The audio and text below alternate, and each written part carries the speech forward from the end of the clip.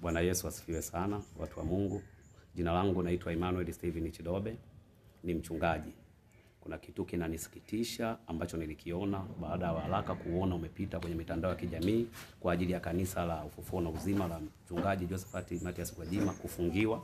Kwa hiyo sasa naomba nitoe kitu na rai kwa serikali yangu na watu wote tuweze kujua hili jambo.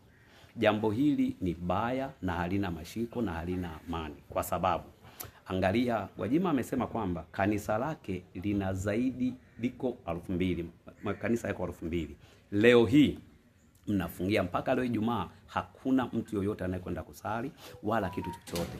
Kama yeye Gwajima amekosea, basi mfateni yeye, lakini achieni kanisa watu wakasali. Kumbukeni, watu hawa alionao nyuma yake ndio wapiga kula wenu na ndio wanapaswa nyie kuwaendeleza kwa jambo lolote kwenye uchaguzi zenu. Leo mmefungia, mnatengeneza hasira na serikali pamoja na wananchi kuwachukia nyie viongozi. Mila yangu niwaambie kitu kimoja kama mchungaji, hiki kitu na kilani na sikipendi. Ninaomba mamlaka husika, aidha wizara ya mambo ya ndani ihusike na mambo haya, kufungua huduma hii, watu Jumapili waweze kwenda kuabudu na kutali pamoja pale, kwa sababu leo hii mnatengeneza chuki nyingi sana na serikali.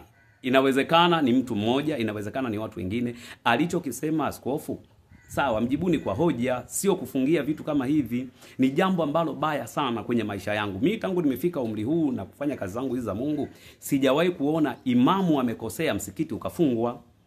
Kwa hiyo hiki kitu ni hatari sana, na ninaomba sana serikali husika, naomba sana fanyeni juu chini kuweza kulifungua kanisa na mambo mengine yaweze kwenda. Jumapili hawa watu wengi wapate kwenda kuabudu pamoja, kwa sababu rai yangu naanza kuiangalia.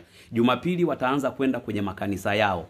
Aiza Mwanza wataenda sehemu yao, Masasi wataenda sehemu yao, Moshi wataenda sehemu yao. Hawa watu Dar es Salaam watakuja sehemu yao. Mtaanza kutengeneza mesheni nyingine kwamba wamekuja kufanya vurugu, kumbe wao wamekuja kwenda kanisani. Niwaombe serikali, niwaombe sana, achieni nafasi hii, fungueni kanisa la mheshimiwa huyu ili liweze kufanya mambo yake yaende sawa. Tukiangalia tu na wakumbusha tu kwa muda mchache, na wakumbusha sana, juzi tu hapa alikuwa anapita mkoa hadi mkoa anamsifia na kupiga kelele kubwa sana kwa kumsifia Mama Samia Hassan Suluhu. Hivi hili alikuwa kosa, alikuwa siasa? Mbona alikuwa anafanya na kufanya chochote? Au sisi tukisifia ni jambo jema, tukikosoa ni jambo baya?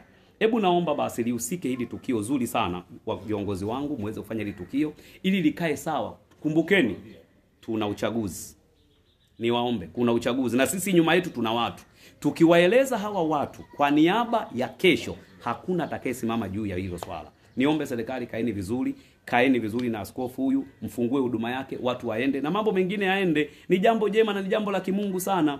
Kuna kupendwa na kuna kukosolewa na kuna kuambiwa ukweli. Lazima tukubali kuambiwa ukweli. Kwa nini tukiambiwa ukweli tunakasirika, tunafungia kanisa? Hivi nyie mliofanya habari hii mnamfikiriaje Mungu kesho? Hivi mnajiona hapa duniani nyie ni walinzi wa dunia? Niwaombe sana viongozi, kuna leo, kuna kesho. Tafakarini watoto wenu wataishije kesho. Asante na washukuru sana, mbarikiwe sana. Amen.